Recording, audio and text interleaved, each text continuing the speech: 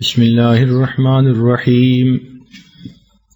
حدثنا محمود بن غيلان حدثنا وقي حدثنا سفيان عن أبي إسحاق عن البراء بن عازب قال ما رأيت من ذي لمة في حلة حمراء أحسن من رسول الله صلى الله عليه وسلم له شعر يضرب منكبيه بعيد ما بين المنكبين لم يكن بالقصير ولا بالطويل. صدق اللہ. اچھا، اس حدیث مبارکہ میں جو پہلے راوی ہیں وہ ہیں محمود بن غیلان. یہ ایسے محدث ہیں کہ امام بخاری رحمۃ اللہ علیہ، امام مسلم رحمۃ اللہ علیہ اور امام ترمذی رحمۃ اللہ علیہ، یہ تینوں کے استاد ہیں. ان کی کنیت تھی ابو احمد المروزی. چنانچہ انہوں نے یہ حدیث نقل کی آگے وقی رحمۃ اللہ علیہ سے. یہ جو محدث ہیں نا وقی، ان کو وقی بن الجراح کہتے ہیں. یہ امام الجرح والتعدیل تھے، یعنی جو بھی قوانین بنائے گئے راویوں کو پرکھنے کے لیے اسماء و رجال کی کتب میں، وہ تمام قوانین جو کسی بندے کو تولنے کے لیے اس کی تقوی کو، اس کی ثقافت کو کہ وہ کیسا ہے، اس کو دیکھ بھال کرنے کے لیے، پرکھنے کے لیے، تو اس میں اللہ نے ان کو بہت زیادہ امتیازی شان عطا فرمائی تھی. یہ امام کہے جاتے تھے اس فن کے، کسی بندے کو پرکھنے کے. چنانچہ ان کا نام، ان کی کنیت نہیں، یہ امام اعظم رحمۃ اللہ علیہ کے ایک لحاظ سے شاگرد بھی بنتے ہیں، کیونکہ ان کے قول پر یہ فتویٰ دیا کرتے تھے امام اعظم رحمۃ اللہ علیہ.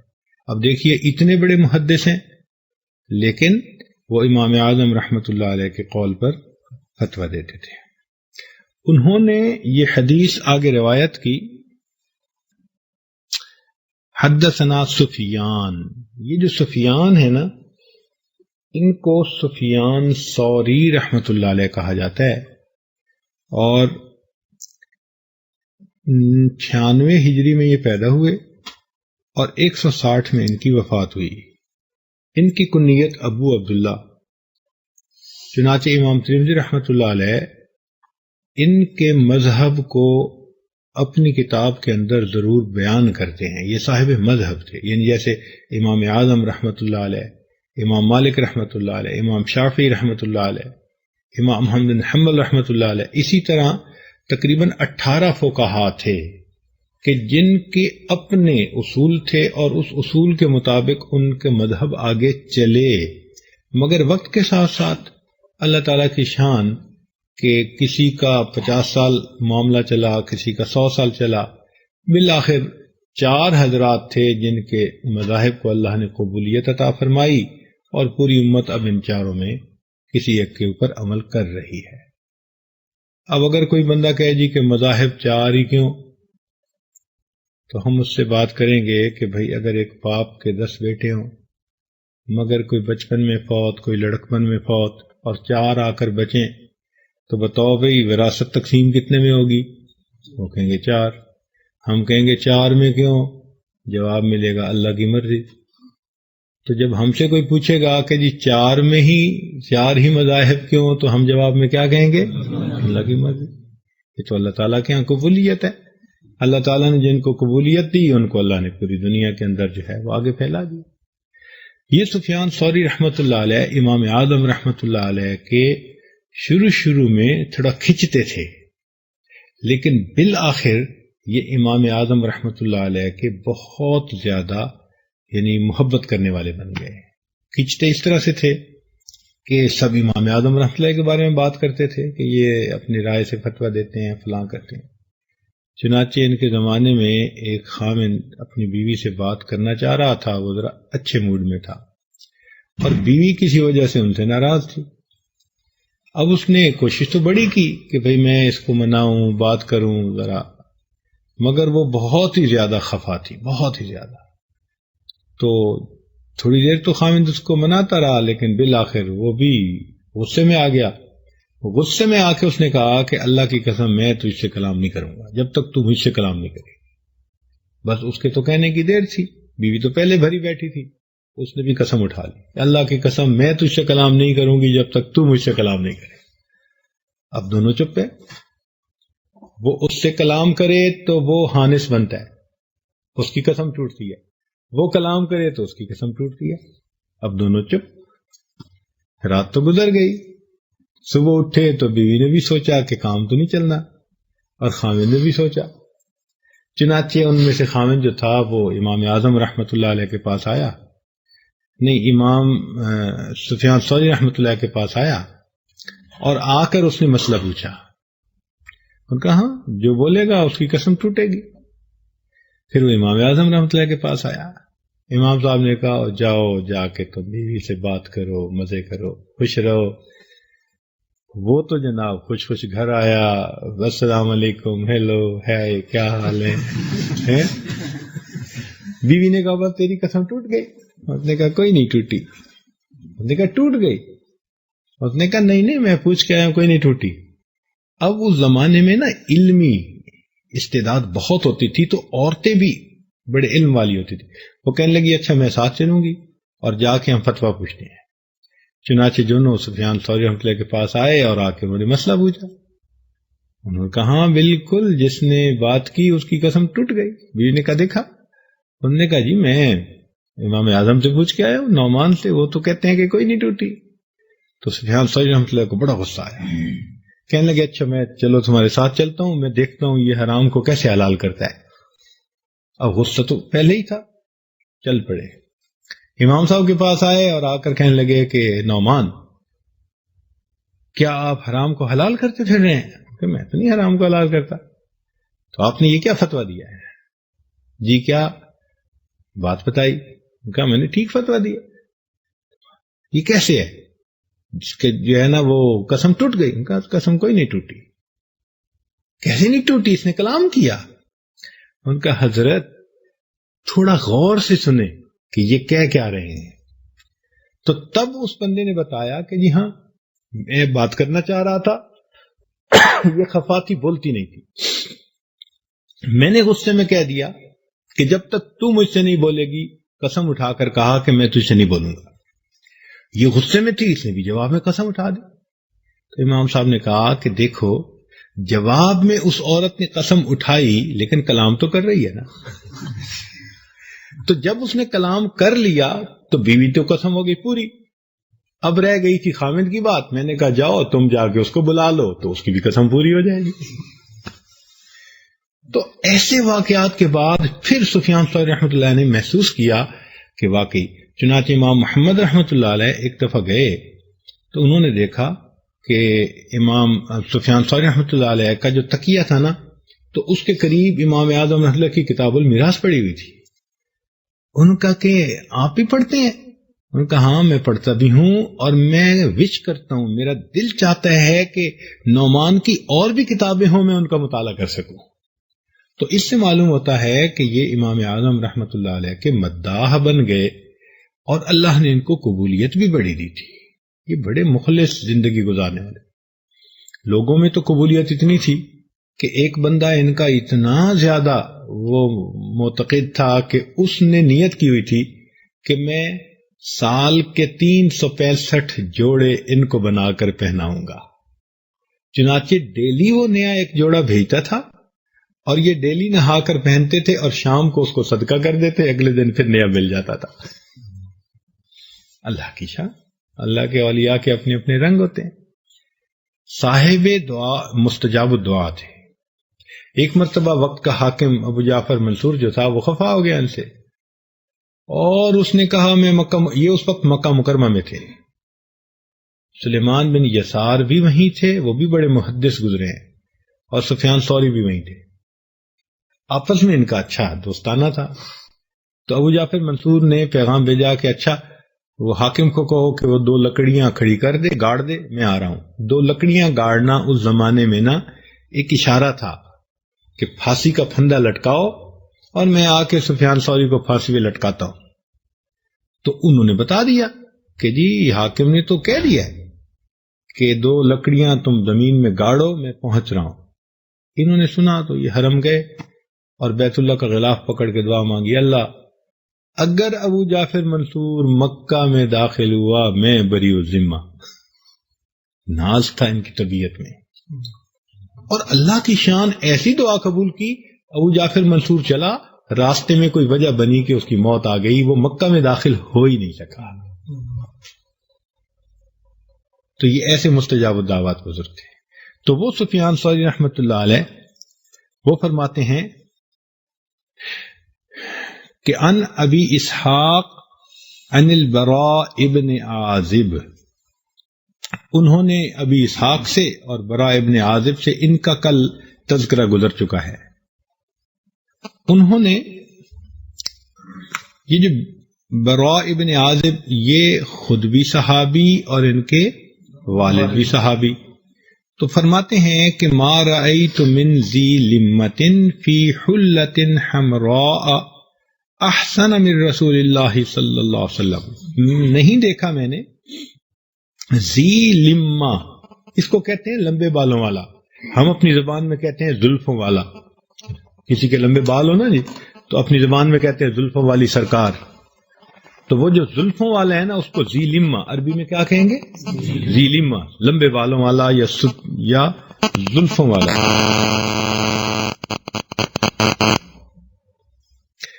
تو وہ فرماتے ہیں کہ میں نے کوئی زلفوں والا فی حلۃ حمراء، سرخ حلے کے اندر شخص ایسا نہیں دیکھا، احسن من رسول اللہ صلی اللہ علیہ وسلم، کہ جو رسول اللہ صلی اللہ علیہ وسلم سے زیادہ حسین ہو. یعنی جب انہوں نے نبی علیہ السلام کو دیکھا تو نبی علیہ السلام نے سرخ حلہ پہنا ہوا تھا اور آپ کی زلفیں تھیں. تو وہ فرماتے ہیں کہ زلفوں والا سرخ حلہ پہنے میں نے کوئی بندہ نبی علیہ السلام سے زیادہ خوبصورت نہیں دیکھا. لہو شعر، ان کے جو بال تھے، یضرب منکبیہ، وہ ان کی یہ جو ہے نا کندھے ان تک پہنچ رہے تھے. تو یضرب کا مطلب یہاں بنے گا یصل الی منکبیہ، وہ وہاں تک پہنچے ہوئے تھے. پھر وہ کہتے ہیں کہ بعید ما بین المنکبین، ان کے یہ جو سینہ تھا نا جی یہ چوڑا تھا، ان کی جو ہڈیاں تھیں نا ان میں فاصلہ تھا. اب جب کندھے کہیں جی کہ کندھے کی ہڈیوں میں فاصلہ تھا، اس کا کیا مطلب ہوگا؟ مطلب کہ نبی علیہ السلام کا جو ہے سینہ مبارک بہت کشادہ تھا. اور قد کے بارے میں کہتے ہیں کہ لم یکم بالقصیر ولا بالطویل، نہ بہت چھوٹا تھا اور نہ بہت لمبا تھا. تو نبی علیہ السلام کا قد مبارک میانہ طول کی طرف مائل تھا. مثال کے طور پہ آج کے زمانے میں 5.5 فٹ کا قد جو ہے وہ درمیانہ قد کہا جاتا ہے، اور 6 فٹ یا اس سے تھوڑا سا کم ہو تو وہ مائل الی الطول ہوتا ہے، اور 6 فٹ سے بھی اوپر ہو تو وہ طویل سمجھا جاتا ہے بہت زیادہ. تو نبی علیہ السلام کا قد مبارک بھی یوں لگتا ہے کہ جیسے میانہ تھا مگر طوالت کی طرف مائل تھا. اگلی حدیث مبارکہ وبه قال ان محمد بن اسماعیل حدثنا ابو نعیم حدثنا المسعودی ان عثمان بن مسلم ابن ہرمز عن نافع ابن جبیر ابن مطعم عن علی ابن ابی طالب رضی اللہ تعالی عنہ قال لم يكن النبي صلى الله عليه وسلم بالطويل ولا بالقصير شاسن الكفين والقدمين زخم الرأس زخم الكراديس طويل المسروبة إذا مشى تكفأ كأنما ينحت من صبب لم أرى قبله ولا بعده مثله صلی اللہ علیہ وسلم. اس حدیث مبارکہ کو امام ترمذی رحمۃ اللہ علیہ نے امام بخاری رحمۃ اللہ علیہ سے حاصل کیا. چنانچہ امام بخاری رحمۃ اللہ علیہ کا نام تھا محمد بن اسماعیل البخاری الجعفی البخاری رحمہ اللہ، یہ محدثین میں ایک امتیازی شان رکھتے ہیں کہ ان کو اللہ تعالیٰ نے توفیق عطا فرمائی ایک ایسی کتاب کو جمع کرنے کی کہ جس کو اصح کتاب بعد کتاب اللہ کہا جاتا ہے، اور اللہ تعالیٰ نے اس کو قبولیت عطا فرمائی۔ یہ نہیں ہے کہ اور کتابیں حدیث کی جو تھیں وہ صحت کے درجے میں ان سے کم تھیں، نہیں۔ اب موطا امام مالک کی صحت دیکھیں یا امام مسلم کی جو احادیث ہیں تو ایسا نہیں ہے کہ ان کی ساری حدیثیں ہی درجے میں ان سے کم ہو، نہیں، یہ قبولیت کی بات ہے۔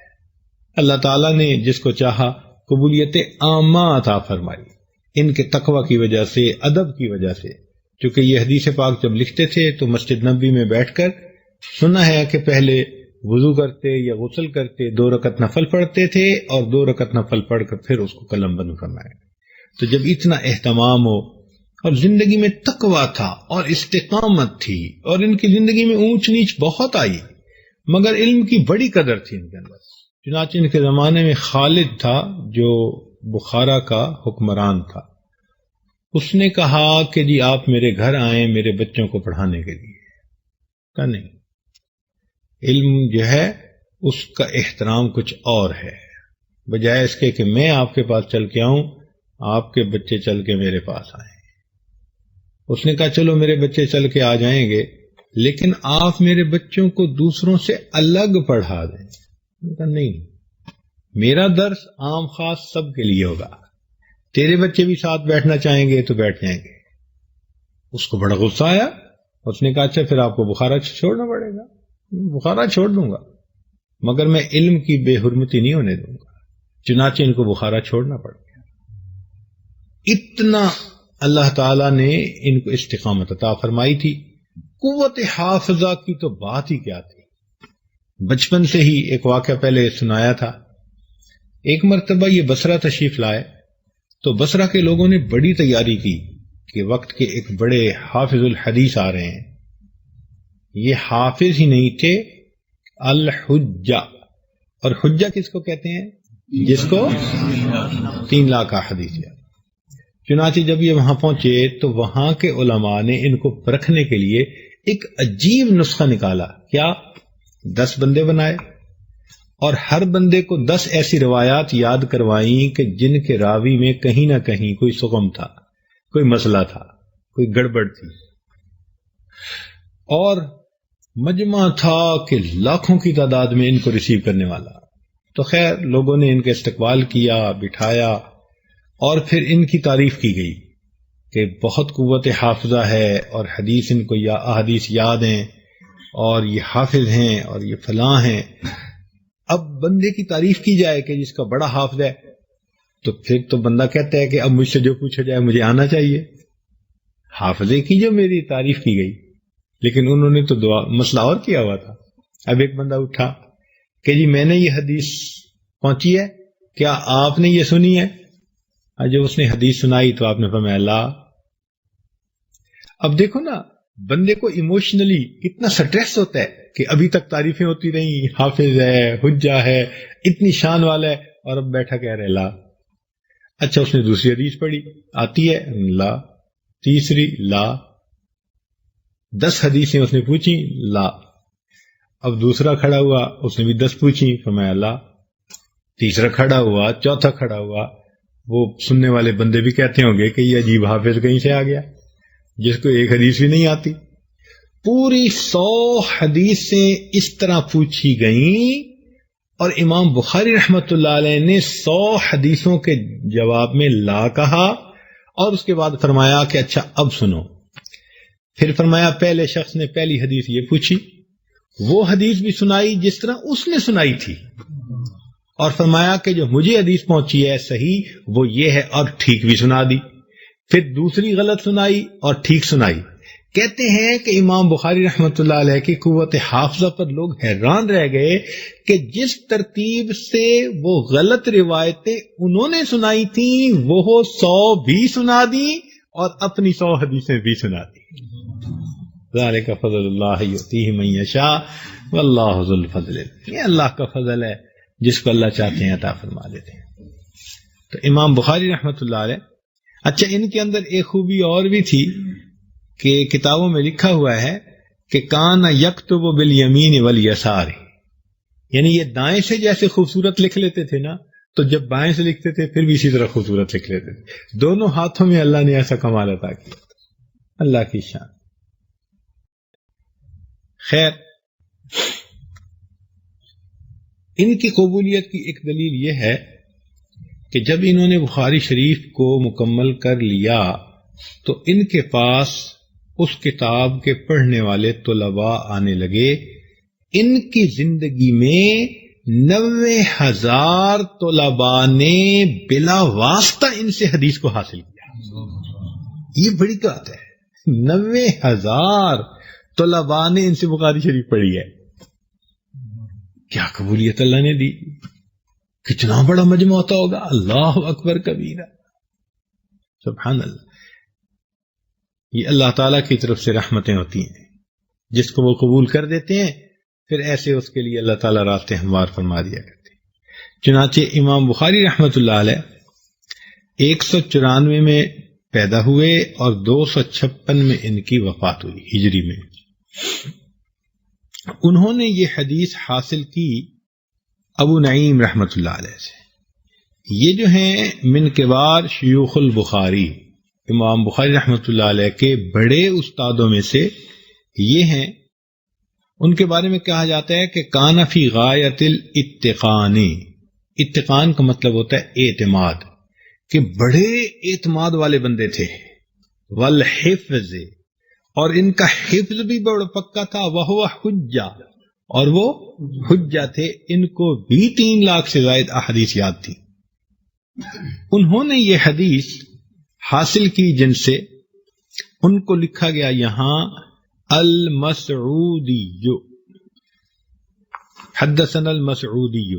اب یہ مسعودی سے کیا ایک لفظ ہے، تو اصل یہ ہے کہ ایک بزرگ تھے جن کا نام تو تھا عبد الرحمن. کیا نام تھا؟ عبد الرحمن. لیکن وہ عبداللہ ابن مسعود رضی اللہ تعالیٰ عنہ کے خاص شاگرد تھے. اتنے مشہور ہوئے کہ لوگوں نے ان کو عبد الرحمن کی جگہ مسعودی کہنا شروع کر دیا. اللہ، یہ ایسا ہی ہے. تو خیر، ان سے انہوں نے علم حاصل کیا، اور اتنا علم حاصل کیا کہ ان کے جتنے شاگرد تھے سب سے زیادہ نمبر لے گئے. چنانچہ مناوی میں یہ لکھا ہے کہ ما اعلم احدا اعلم بعلم ابن مسعود منہ. کوئی بھی ایسا بندہ نہیں تھا جو علم حاصل کرنے میں ابن مسعود سے ان سے زیادہ آگے بڑھ گیا. میں نہیں جانتا کوئی بندہ کہ جس نے اتنا علم حاصل کیا ہو جتنا علم انہوں نے ابن مسعود رضی اللہ تعالیٰ عنہ سے حاصل کیا. ایسے پکے بندے تھے. وہ فرماتے ہیں کہ ان عثمان ابن مسلم ابن ہرمز، یہ ایک بزرگ تھے، لیکن ان سے امام ترمذی رحمۃ اللہ علیہ اور امام نسائی رحمۃ اللہ علیہ نے حدیث روایت کی. اخرج حدیثہ الترمذی والنسائی. انہوں نے یہ حدیث جو تھی وہ آگے ان نافع ابن جبیر ابن مطعم، یہ ایک بزرگ تھے جو قریشی تھے، بخاری تھے، تابعی تھے. اللہ نے ان کو 3، چنانچہ القرشی، البخاری، التابعی، تینوں صفتیں اللہ نے ان کو عطا فرمائی تھی. ان کے بارے میں کتابوں میں لکھا ہے کہ وہ تابعی جلیل سمع علیاً وعدۃ من الاصحاب. انہوں نے علی رضی اللہ عنہ سے بھی روایت کی اور صحابہ کی ایک بڑی جماعت سے، گروپ سے انہوں نے روایت کی. وَأَبُوهُ مِنْ كِبَارِ الصَّحَابَةِ، اور ان کے جو والد تھے نا جبیر ابن مطعم، یہ بڑے کبار صحابہ میں سے تھے. تو صحابی کے بیٹے تھے اور ان کے والد بھی بڑے صحابی تھے، لیکن انہوں نے علی رضی اللہ عنہ سے یہ حدیث پاک روایت کی ہے. آگے فرماتے ہیں ان علی ابن ابی طالب رضی اللہ عنہ، یہ علی ابن ابی طالب رضی اللہ تعالیٰ عنہ جو ہیں یہ خلیفہ راشد اور چوتھے خلیفہ نبی علیہ الصلوۃ والسلام کے چچا کے بیٹے، ان کو امیر المومنین کہا جاتا تھا۔ یہاں پر بعض محدثین نے ایک نکتہ لکھا ہے، وہ کہتے ہیں کہ جی علی نام کے 9 بندے ہیں جنہوں نے حدیث روایت کی، یہ بھی علی رضی اللہ عنہ ہے، تو کتنا اچھا ہوتا کہ امام ترمذی رحمۃ اللہ علیہ یہاں پر امیر المؤمنین علی ابن ابی طالب کہہ دیتے تو مسئلہ ہی صاف ہو جاتا۔ تو محدثین نے پھر اس کے جواب دیے ہیں کہ بھائی التباس کی یہاں کوئی صورت نہیں، کیوں کہ ان راویوں میں سے جو طبقہ صحابہ میں سے راوی علی ہے نا وہ ایک ہی ہیں، باقی جتنے علی ہیں وہ کون ہیں؟ غیر صحابی ہیں۔ جب بھی صحابہ میں علی کا نام لیا جائے گا تو وہ علی ایک ہی ہیں، لہذا کوئی التباس ہی نہیں اس میں۔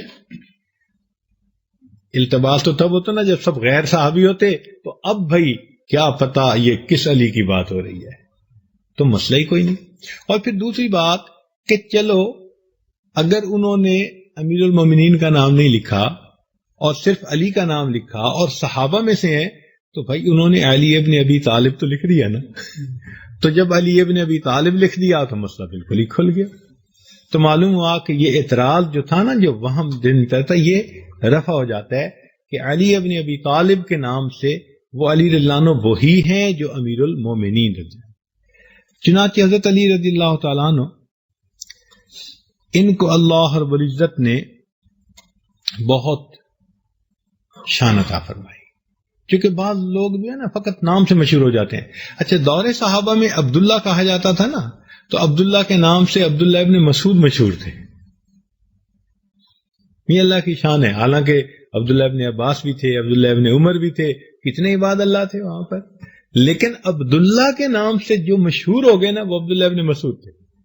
تو اسی طرح علی لانو بھی اپنے نام سے بہت معروف تھے اور سب صحابہ جانتے تھے کہ اس نام کے یہ صحابی ہیں، تو اس میں التباس کی کوئی صورت ہی نہیں ہے۔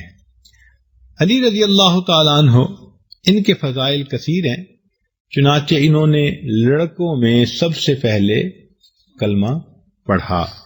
کتابوں میں لکھا ہے کہ اس وقت ان کی عمر 10 سال تھی۔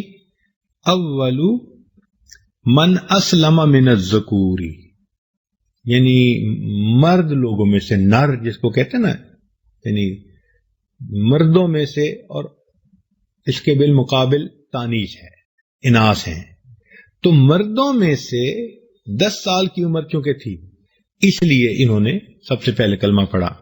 یہاں پر اب ایک اشکال اور پیدا ہوتا ہے کہ ہم کہتے ہیں کہ سیدنا صدیق اکبر نے سب سے پہلے کلمہ پڑھا، تو بھئی اس لیے کہتے ہیں کہ کلمہ تو سب سے پہلے پڑھا تھا اس امت میں سے سیدہ خدیجۃ الکبریٰ رضی اللہ تعالیٰ عنہا نے، پھر اس کے بعد علی لانو نے پڑھ لیا، مگر جو عام لوگ ہیں نا ان کے نزدیک اس کلمہ پڑھنے کی کوئی بہت اہمیت نہیں بنتی۔ وجہ کیا کہ بندہ الٹے دماغ کا ہو یا سیدھے دماغ کا، بیوی تو بات مانتی ہے، اور گھر کے بچے تو بات مانتے ہی ہیں، اور غلام تو بات مانتے ہی ہیں، نوکر نے بات نہیں مانی تو کس نے نہیں مانی۔ اس کا مطلب ہے کہ غلام کا ایمان لانا یا اپنے گھر کے بچے کا ایمان لانا یا بیوی کا ایمان لانا، اس کا باہر دنیا کی نظر میں کوئی خاص مقام نہیں ہے۔ مقام کس کا تھا کہ معاشرے کا ایک باعزت فرد ہو، معزز فرد ہو، اہمیت ہو، جس کی بات جس کی مانی جاتی ہو، اور وہ بندہ پھر کھلے دل سے کلمہ پڑھ کے ایمان لے آیا، تو وہ سیدنا صدیق اکبر رضی اللہ تعالیٰ عنہ تھے۔ اس لیے کفار کی نظر میں سب سے زیادہ اہمیت جو تھی وہ صدیق اکبر رضی اللہ تعالیٰ۔ چنانچہ مردوں میں جو پختہ مرد تھے ان میں سب سے پہلے ایمان کون لایا؟ سیدنا صدیق اکبر عنہ۔ اس لیے کہتے ہیں کہ وہ اسلام میں بھی پہلے تھے، اور ان کا اسلام کوئی چھوٹی بات نہیں تھی۔ کر کے بچے کی بات مان لینا کون سی بات ہوتی ہے، وہ تو مانتے ہیں، بیوی بھی مانتی ہے، غلام بھی مانتے ہیں۔ مسئلہ تو یہ ہے کہ کوئی معاشرے کا باعزت بندہ ہو جو ان کی بات کو تسلیم کرے، تو وہ کس نے کی؟ ویسے بھی ابو بکر کا جو نام ہے نا جی، اس کا جو مادہ ہے نا وہ ہے با کاف را۔ کیا مادہ ہے؟ با کاف را۔ تو یہ مادہ جس لفظ میں بھی ہوتا ہے نا وہ آگے اس کی یعنی اس کی صفت ہی ہوتی ہے آگے۔ اب دیکھیں بکرا ایک لفظ ہے نا، تو بکرا کس کو کہتے ہیں؟ کل کا دن مگر اس کا اگلا حصہ، تو آ گیا نا جی ہیں۔ اچھا بکور اس پھل کو کہتے ہیں کہ جو اپنے سیزن میں سب سے پہلے آئے، اس کو بکور کہتے ہیں۔ اچھا باقیرہ وہ لڑکی جس نے مرد کو نہ دیکھا ہو، پہلی مرتبہ مرد کو دیکھے، تو اس کو کیا کہتے ہیں؟ تو یعنی با کاف را کا مادہ ہی بتا رہا ہے کہ جس میں یہ ہو وہ سب سے پہلے۔ تو ابو بکر کا مادہ کیا اس لفظ کا؟ چنانچہ یہ اس نام کے جو صاحب تھے اللہ نے ان کو بھی اسلام میں بھی سب سے پہلے رکھا، اور خلافت میں بھی سب سے پہلے اللہ نے۔ اللہ کی شان ہے سبحان اللہ۔ تو بہرحال علی رضی اللہ تعالیٰ عنہ کے فضائل بہت زیادہ ہیں۔ یہ تمام جہاد میں نبی علیہ السلام کے ساتھ رہے سوائے غزوہ تبوک کے۔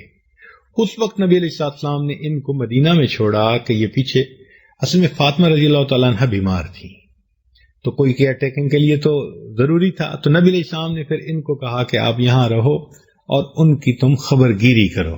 تو یہ رونے لگ گئے، اے اللہ کے نبی میں ہر جہاد میں آپ کے ساتھ رہا ہوں اور اب آپ مجھے چھوڑ کے جا رہے ہیں۔ تو اس وقت نبی علیہ السلام نے فرمایا انت منی بمنزلۃ ہارون من موسیٰ، کہ تیری نسبت میرے ساتھ ایسے ہے جیسے ہارون علیہ السلام کی نسبت موسیٰ علیہ السلام سے تھی۔ فرق یہ ہے کہ ہارون علیہ السلام کو بھی نبوت ملی تھی، گو کہ تجھے نبوت نہیں ملی ہوئی۔ تو یہ نبی علیہ السلام نے بات وہاں پر کھول کر دی۔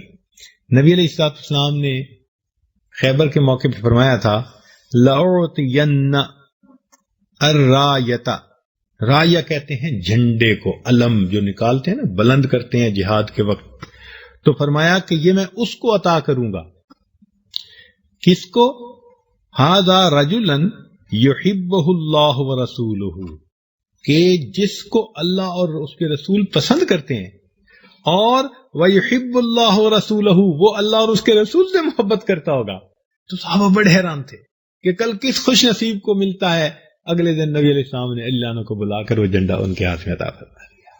تو گویا لسان نبوت سے تصدیق ہو گئی کہ وہ اللہ اور اس کے رسول صلی اللہ علیہ وسلم سے محبت کرتے تھے، اور اللہ اور اس کے رسول حضرت علی رضی اللہ تعالیٰ عنہ سے محبت کرتے تھے۔ چنانچہ علی رضی اللہ تعالیٰ عنہ جو امام الاولیاء ہیں اور جن سے اللہ تعالیٰ نے خوب علم پھیلایا، جن کو باب العلم ایک حدیث میں کہا گیا، وہ فرماتے ہیں اس حدیث میں قال لم یکن النبی صلی اللہ علیہ وسلم بالطویل ولا بالقصیر، کہ نبی علیہ الصلوۃ والسلام نہ تو بہت زیادہ لمبے تھے اور نہ بہت زیادہ چھوٹے تھے، گویا میانہ قد مائل بدرازی، مائل الی الطول، ایسے تھے کہ میانہ قد تھا مگر لمبائی کی طرف مائل تھا۔ شسن الکفین والقدمین، فرماتے ہیں کہ ان کے دونوں ہاتھ اور دونوں پاؤں پر گوشت تھے۔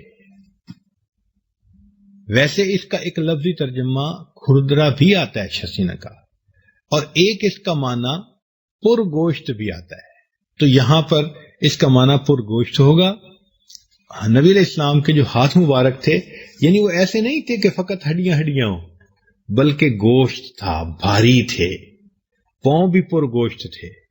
اب اس پر محدثین نے بہت کچھ لکھا، چنانچہ جمع الوسائل میں علامہ ملا علی قاری رحمۃ اللہ علیہ وہ فرماتے ہیں کہ وَهُوَ مِمَّا يُحْمَدُ فِي الرِّجَالِ، کہ یہ جو ہوتا ہے نا ہاتھوں کا پر گوشت ہونا اور پاؤں کا پر گوشت ہونا، یہ رجال کے اندر، مردوں کے اندر اس کی تعریف ہوتی ہے، یعنی اچھا سمجھا جاتا ہے۔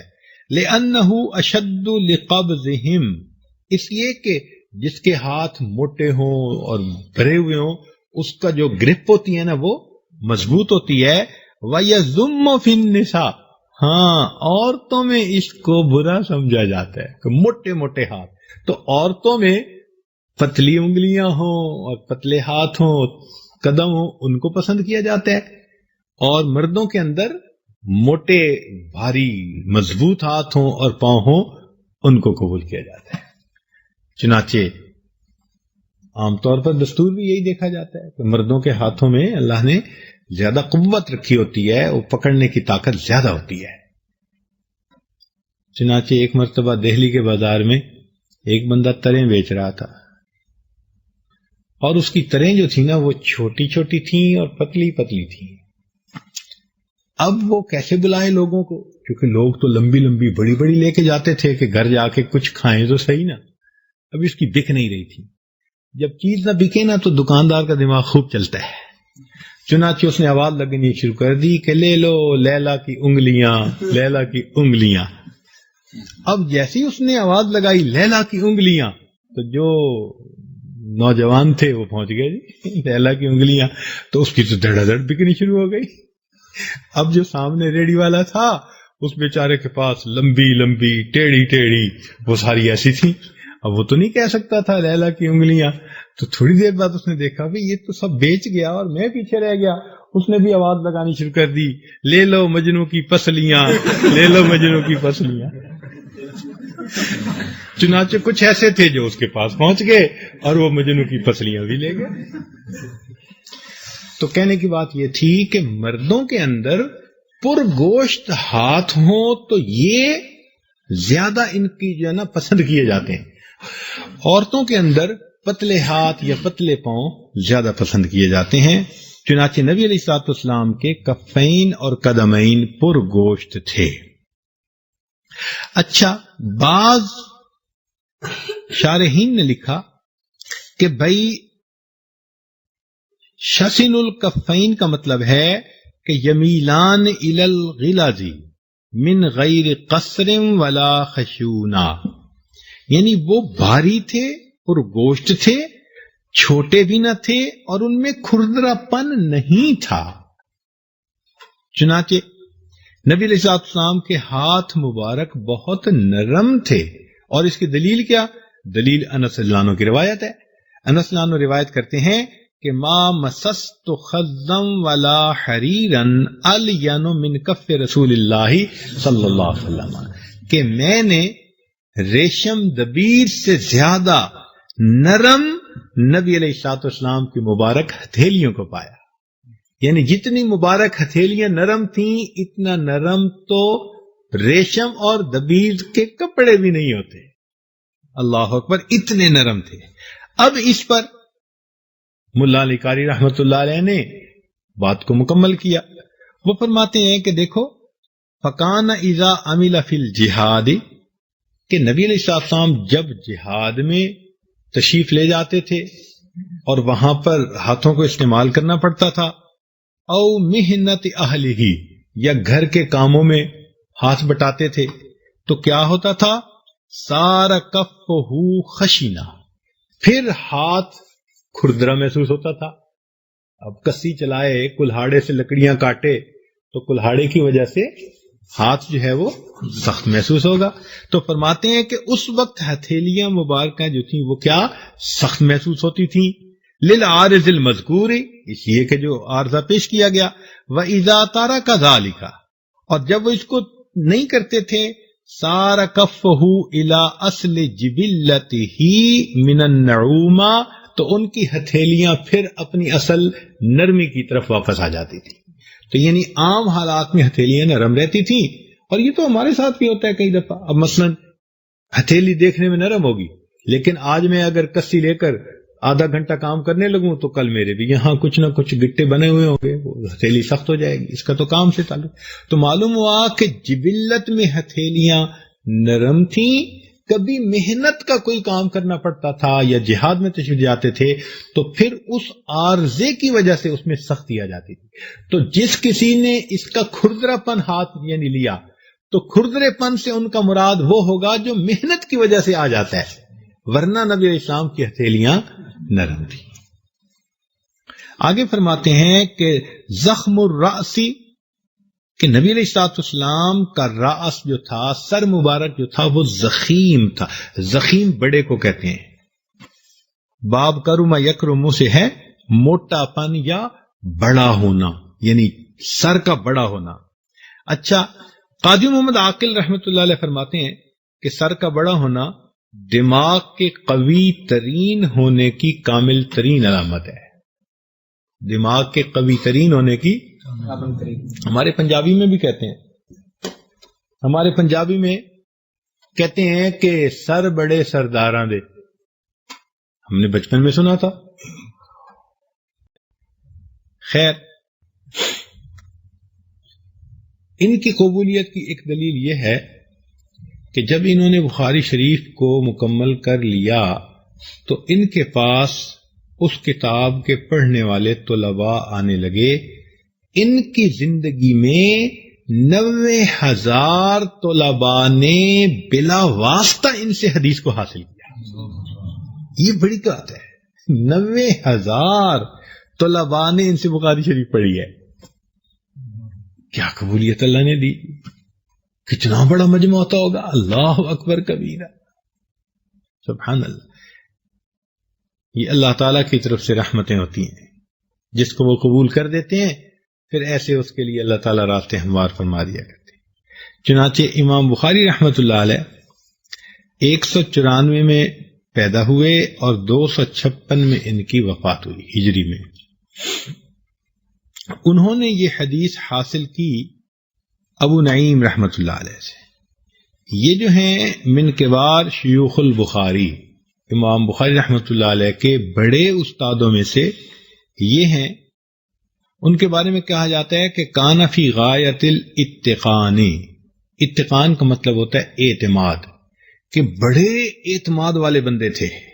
والحفظ، اور ان کا حفظ بھی بڑا پکا تھا. وہ حجہ، اور وہ حجہ تھے. ان کو بھی 3 لاکھ سے زائد احادیث یاد تھی. انہوں نے یہ حدیث حاصل کی جن سے ان کو لکھا گیا یہاں المسعودی، حدثنا المسعودی. اب یہ مسعودی سے کیا ایک لفظ ہے، تو اصل یہ ہے کہ ایک بزرگ تھے جن کا نام تو تھا عبد الرحمن. کیا نام تھا؟ عبد الرحمن. لیکن وہ عبداللہ ابن مسعود رضی اللہ تعالیٰ عنہ کے خاص شاگرد تھے. اتنے مشہور ہوئے کہ لوگوں نے ان کو عبد الرحمن کی جگہ مسعودی کہنا شروع کر دیا. اللہ، یہ ایسا ہی ہے. تو خیر، ان سے انہوں نے علم حاصل کیا، اور اتنا علم حاصل کیا کہ ان کے جتنے شاگرد تھے سب سے زیادہ نمبر لے گئے. چنانچہ مناوی میں یہ لکھا ہے کہ ما اعلم احدا اعلم بعلم ابن مسعود منہ.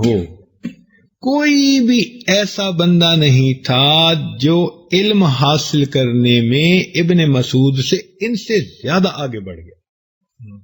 میں نہیں جانتا کوئی بندہ کہ جس نے اتنا علم حاصل کیا ہو جتنا علم انہوں نے ابن مسعود رضی اللہ تعالیٰ عنہ سے حاصل کیا. ایسے پکے بندے تھے.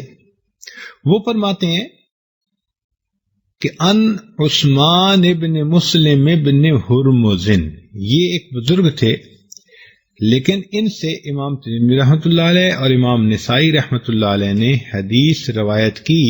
اخرج حدیثہ الترمذی والنسائی. انہوں نے یہ حدیث جو تھی وہ آگے ان نافع ابن جبیر ابن مطعم، یہ ایک بزرگ تھے جو قریشی تھے، بخاری تھے، تابعی تھے. اللہ نے ان کو 3، چنانچہ القرشی، البخاری، التابعی، تینوں صفتیں اللہ نے ان کو عطا فرمائی تھی.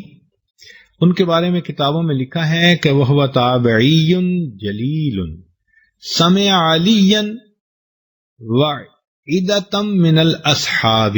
انہوں نے علی رضی اللہ عنہ سے بھی روایت کی اور صحابہ کی ایک بڑی جماعت سے، گروپ سے انہوں نے روایت کی.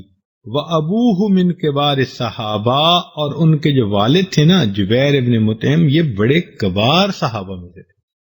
تو صحابی کے بیٹے تھے اور ان کے والد بھی بڑے صحابی تھے، لیکن انہوں نے علی رضی اللہ عنہ سے یہ حدیث پاک روایت کی ہے. آگے فرماتے ہیں ان علی ابن ابی طالب رضی اللہ عنہ. یہ علی ابن ابی طالب رضی اللہ تعالیٰ عنہ جو ہیں یہ خلیفہ راشد اور چوتھے خلیفہ نبی علیہ الصلوۃ والسلام کے چچا کے بیٹے. ان کو امیر المومنین کہا جاتا تھا. یہاں پر بعض محدثین نے ایک نقطہ لکھا ہے، وہ کہتے ہیں کہ جی علی نام کے 9 بندے ہیں جنہوں نے حدیث روایت کی، یہ بھی علی رضی اللہ عنہ ہے. تو کتنا اچھا ہوتا کہ امام ترمذی رحمۃ اللہ علیہ یہاں پر امیر المؤمنین علی ابن ابی طالب کہہ دیتے تو مسئلہ ہی صاف ہو جاتا. تو محدثین نے پھر اس کے جواب دیے ہیں کہ بھائی التباس کی یہاں کوئی صورت نہیں. کیوں کہ ان راویوں میں سے جو طبقہ صحابہ میں سے راوی علی ہے نا وہ ایک ہی ہیں، باقی جتنے علی ہیں وہ کون ہیں؟ غیر صحابی ہیں. جب بھی صحابہ میں علی کا نام لیا جائے گا تو وہ علی ایک ہی ہیں، لہذا کوئی التباس ہی نہیں اس میں. التباس تو تب ہوتا نا جب سب غیر صحابی ہوتے، تو اب بھائی کیا پتا یہ کس علی کی بات ہو رہی ہے، تو مسئلہ ہی کوئی نہیں. اور پھر دوسری بات کہ چلو اگر انہوں نے امیر المومنین کا نام نہیں لکھا اور صرف علی کا نام لکھا اور صحابہ میں سے ہیں، تو بھائی انہوں نے علی ابن ابی طالب تو لکھ دیا نا. تو جب علی ابن ابی طالب لکھ دیا تو مسئلہ بالکل ہی کھل گیا. تو معلوم ہوا کہ یہ اعتراض جو تھا نا، جو وہم دن تھا، یہ رفع ہو جاتا ہے کہ علی ابن ابی طالب کے نام سے وہ علی رضی اللہ عنہ وہی ہیں جو امیر المومنین رضی اللہ. چنانچہ حضرت علی رضی اللہ تعالیٰ عنہ ان کو اللہ رب العزت نے بہت شان عطا فرمائی، کیونکہ بعض لوگ بھی ہے نا فقط نام سے مشہور ہو جاتے ہیں. اچھا دور صحابہ میں عبداللہ کہا جاتا تھا نا، تو عبداللہ کے نام سے عبداللہ ابن مسعود مشہور تھے. یہ اللہ کی شان ہے. حالانکہ عبداللہ ابن عباس بھی تھے، عبداللہ ابن عمر بھی تھے، کتنے عباد اللہ تھے وہاں پر، لیکن عبداللہ کے نام سے جو مشہور ہو گئے نا وہ عبداللہ ابن مسعود تھے. تو اسی طرح علی لانو بھی اپنے نام سے بہت معروف تھے اور سب صحابہ جانتے تھے کہ اس نام کے یہ صحابی ہیں. تو اس میں التباس کی کوئی صورت ہی نہیں ہے. علی رضی اللہ تعالیٰ عنہ ان کے فضائل کثیر ہیں. چنانچہ انہوں نے لڑکوں میں سب سے پہلے کلمہ پڑھا. کتابوں میں لکھا ہے کہ اس وقت ان کی عمر 10 سال تھی. اولو من اسلم من الذکوری، یعنی مرد لوگوں میں سے، نر جس کو کہتے ہیں نا، یعنی مردوں میں سے، اور اس کے بالمقابل تانیث ہے، اناث ہیں. تو مردوں میں سے 10 سال کی عمر چونکہ تھی اس لیے انہوں نے سب سے پہلے کلمہ پڑھا. یہاں پر اب ایک اشکال اور پیدا ہوتا ہے کہ ہم کہتے ہیں کہ سیدنا صدیق اکبر نے سب سے پہلے کلمہ پڑھا. تو بھئی اس لیے کہتے ہیں کہ کلمہ تو سب سے پہلے پڑھا تھا اس امت میں سے سیدہ خدیجۃ الکبریٰ رضی اللہ تعالی عنہا نے، پھر اس کے بعد علی لانو نے پڑھ لیا. مگر جو عام لوگ ہیں نا ان کے نزدیک اس کلمہ پڑھنے کی کوئی بہت اہمیت نہیں بنتی. وجہ کیا کہ بندہ الٹے دماغ کا ہو یا سیدھے دماغ کا، بیوی تو بات مانتی ہے اور گھر کے بچے تو بات مانتے ہی ہیں اور غلام تو بات مانتے ہی ہیں. نوکر نے بات نہیں مانی تو کس نے نہیں مانی.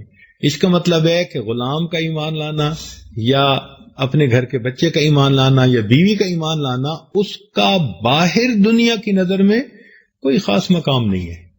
مقام کس کا تھا کہ معاشرے کا ایک باعزت فرد ہو، معزز فرد ہو، اہمیت ہو، جس کی بات جس کی مانی جاتی ہو، اور وہ بندہ پھر کھلے دل سے کلمہ پڑھ کے ایمان لے آیا، تو وہ سیدنا صدیق اکبر رضی اللہ تعالیٰ عنہ تھے. اس لیے کفار کی نظر میں سب سے زیادہ اہمیت جو تھی وہ صدیق اکبر رضی اللہ تعالیٰ. چنانچہ مردوں میں جو پختہ مرد تھے ان میں سب سے پہلے ایمان کون لایا؟ سیدنا صدیق اکبر عنہ. اس لیے کہتے ہیں کہ وہ اسلام میں بھی پہلے تھے اور ان کا اسلام کوئی چھوٹی بات نہیں تھی. کر کے بچے کی بات مان لینا کون سی بات ہوتی ہے؟ وہ تو مانتے ہیں، بیوی بھی مانتی ہے، غلام بھی مانتے ہیں. مسئلہ تو یہ ہے کہ کوئی معاشرے کا باعزت بندہ ہو جو ان کی بات کو تسلیم کرے. تو وہ کس نے کی؟ ویسے بھی ابو بکر کا جو نام ہے نا جی، اس کا جو مادہ ہے نا وہ ہے با کاف را. کیا مادہ ہے؟ با کاف را. تو یہ مادہ جس لفظ میں بھی ہوتا ہے نا وہ آگے اس کی یعنی اس کی صفت ہی ہوتی ہے آگے. اب دیکھیں بکرا ایک لفظ ہے نا، تو بکرا کس کو کہتے ہیں؟ کل کا دن مگر اس کا اگلا حصہ. تو آ گیا نا جی ہیں. اچھا بکور اس پھل کو کہتے ہیں کہ جو اپنے سیزن میں سب سے پہلے آئے، اس کو بکور کہتے ہیں. اچھا باقیرہ وہ لڑکی جس نے مرد کو نہ دیکھا ہو، پہلی مرتبہ مرد کو دیکھے تو اس کو کیا کہتے ہیں؟ تو یعنی با کاف را کا مادہ ہی بتا رہا ہے کہ جس میں یہ ہو وہ سب سے پہلے. تو ابو بکر کا مادہ کیا اس لفظ کا؟ چنانچہ یہ اس نام کے جو صاحب تھے اللہ نے ان کو بھی اسلام میں بھی سب سے پہلے رکھا اور خلافت میں بھی سب سے پہلے اللہ نے. اللہ کی شان ہے سبحان اللہ. تو بہرحال علی رضی اللہ تعالیٰ عنہ کے فضائل بہت زیادہ ہیں. یہ تمام جہاد میں نبی علیہ السلام کے ساتھ رہے سوائے غزوہ تبوک کے. اس وقت نبی علیہ السلام نے ان کو مدینہ میں چھوڑا کہ یہ پیچھے اصل میں فاطمہ رضی اللہ تعالیٰ عنہ بیمار تھی تو کوئی کیئر ٹیکنگ کے لیے تو ضروری تھا. تو نبی علیہ السلام نے پھر ان کو کہا کہ آپ یہاں رہو اور ان کی تم خبر گیری کرو. تو یہ رونے لگ گئے، اے اللہ کے نبی میں ہر جہاد میں آپ کے ساتھ رہا ہوں اور اب آپ مجھے چھوڑ کے جا رہے ہیں. تو اس وقت نبی علیہ السلام نے فرمایا انت منی بمنزلۃ ہارون من موسیٰ، کہ تیری نسبت میرے ساتھ ایسے ہے جیسے ہارون علیہ السلام کی نسبت موسیٰ علیہ السلام سے تھی. فرق یہ ہے کہ ہارون علیہ السلام کو بھی نبوت ملی تھی، گو کہ تجھے نبوت نہیں ملی ہوئی. تو یہ نبی علیہ السلام نے بات وہاں پر کھول کر دی. نبی علیہ السلام نے خیبر کے موقع پہ فرمایا تھا لأعطین الرایۃ، رایا کہتے ہیں جھنڈے کو، علم جو نکالتے ہیں نا بلند کرتے ہیں جہاد کے وقت. تو فرمایا کہ یہ میں اس کو عطا کروں گا. کس کو؟ ھذا رجلا یحبہ اللہ ورسولہ، کہ جس کو اللہ اور اس کے رسول پسند کرتے ہیں، اور وَيُحِبُّ اللَّهُ وَرَسُولَهُ، وہ اللہ اور اس کے رسول سے محبت کرتا ہوگا. تو صحابہ بڑے حیران تھے کہ کل کس خوش نصیب کو ملتا ہے. اگلے دن نبی علیہ السلام نے اللہ عنہ کو بلا کر وہ جھنڈا ان کے ہاتھ میں عطا فرما دیا. تو گویا لسان نبوت سے تصدیق ہو گئی کہ وہ اللہ اور اس کے رسول صلی اللہ علیہ وسلم سے محبت کرتے تھے اور اللہ اور اس کے رسول حضرت علی رضی اللہ تعالیٰ عنہ سے محبت کرتے تھے. چنانچہ علی رضی اللہ تعالیٰ عنہ جو امام الاولیاء ہیں اور جن سے اللہ تعالیٰ نے خوب علم پھیلایا، جن کو باب العلم ایک حدیث میں کہا گیا، وہ فرماتے ہیں اس حدیث میں قال لم یکن النبی صلی اللہ علیہ وسلم بالطویل ولا بالقصیر، کہ نبی علیہ الصلوۃ والسلام نہ تو بہت زیادہ لمبے تھے اور نہ بہت زیادہ چھوٹے تھے.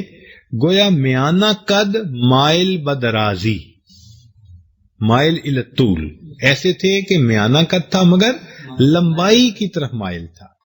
شسن الکفین والقدمین، فرماتے ہیں کہ ان کے دونوں ہاتھ اور دونوں پاؤں پر گوشت تھے. ویسے اس کا ایک لفظی ترجمہ کھردرا بھی آتا ہے شسینہ کا، اور ایک اس کا معنی پر گوشت بھی آتا ہے. تو یہاں پر اس کا معنی پر گوشت ہوگا. نبی علیہ السلام کے جو ہاتھ مبارک تھے یعنی وہ ایسے نہیں تھے کہ فقط ہڈیاں ہڈیاں ہوں، بلکہ گوشت تھا، بھاری تھے. پاؤں بھی پر گوشت تھے. اب اس پر محدثین نے بہت کچھ لکھا. چنانچہ جمع الوسائل میں علامہ ملا علی قاری رحمۃ اللہ علیہ وہ فرماتے ہیں کہ وَهُوَ مِمَّا يُحْمَدُ فِي الرِّجَالِ، کہ یہ جو ہوتا ہے نا ہاتھوں کا پرگوشت ہونا اور پاؤں کا پرگوشت ہونا، یہ رجال کے اندر، مردوں کے اندر اس کی تعریف ہوتی ہے، یعنی اچھا سمجھا جاتا ہے۔ لِأَنَّهُ أَشَدُّ لِقَبْضِهِمْ، اس لیے کہ جس کے ہاتھ موٹے ہوں اور بھرے ہوئے ہوں اس کا جو گرپ ہوتی ہے نا وہ مضبوط ہوتی ہے۔ وَيَذُمُّ فِي النِّسَاءِ، ہاں عورتوں میں اس کو برا سمجھا جاتا ہے کہ موٹے موٹے ہاتھ، تو عورتوں میں پتلی انگلیاں ہوں اور پتلے ہاتھ ہوں، قدم ہوں، ان کو پسند کیا جاتا ہے، اور مردوں کے اندر موٹے بھاری مضبوط ہاتھ ہوں اور پاؤں ہوں، ان کو قبول کیا جاتا ہے۔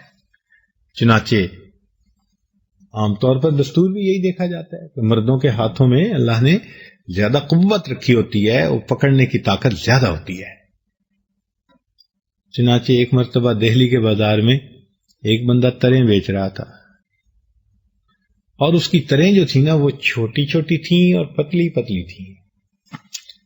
اب وہ کیسے بلائے لوگوں کو، کیونکہ لوگ تو لمبی لمبی بڑی بڑی لے کے جاتے تھے کہ گھر جا کے کچھ کھائیں تو صحیح نا۔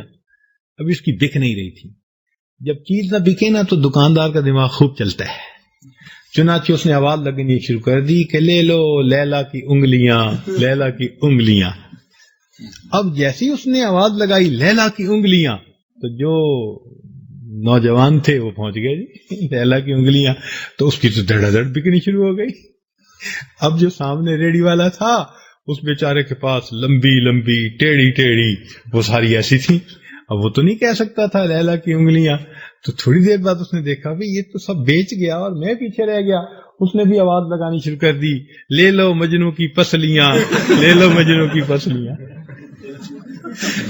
چنانچہ کچھ ایسے تھے جو اس کے پاس پہنچ گئے اور وہ مجنو کی پسلیاں بھی لے گئے۔ تو کہنے کی بات یہ تھی کہ مردوں کے اندر پرگوشت ہاتھ ہوں تو یہ زیادہ ان کی جو ہے نا پسند کیے جاتے ہیں، عورتوں کے اندر پتلے ہاتھ یا پتلے پاؤں زیادہ پسند کیے جاتے ہیں۔ چنانچہ نبی علیہ الصلوۃ والسلام کے کفین اور قدمین پرگوشت تھے۔ اچھا، بعض شارحین نے لکھا کہ بھائی شسن الکفین کا مطلب ہے کہ یمیلان الی الغلظ من غیر قصر ولا خشونہ، یعنی وہ بھاری تھے، پرگوشت تھے، چھوٹے بھی نہ تھے اور ان میں کھردرا پن نہیں تھا۔ چنانچہ نبی علیہ السلام کے ہاتھ مبارک بہت نرم تھے، اور اس کی دلیل کیا؟ دلیل انس رضی اللہ عنہ کی روایت ہے۔ انس رضی اللہ عنہ روایت کرتے ہیں کہ ما مسست خزم ولا حریرا الین من کف رسول اللہ صلی اللہ علیہ وسلم، کہ میں نے ریشم دبیر سے زیادہ نرم نبی علیہ الصلوۃ والسلام کی مبارک ہتھیلیوں کو پایا، یعنی جتنی مبارک ہتھیلیاں نرم تھیں اتنا نرم تو ریشم اور دبیر کے کپڑے بھی نہیں ہوتے۔ اللہ اکبر، اتنے نرم تھے۔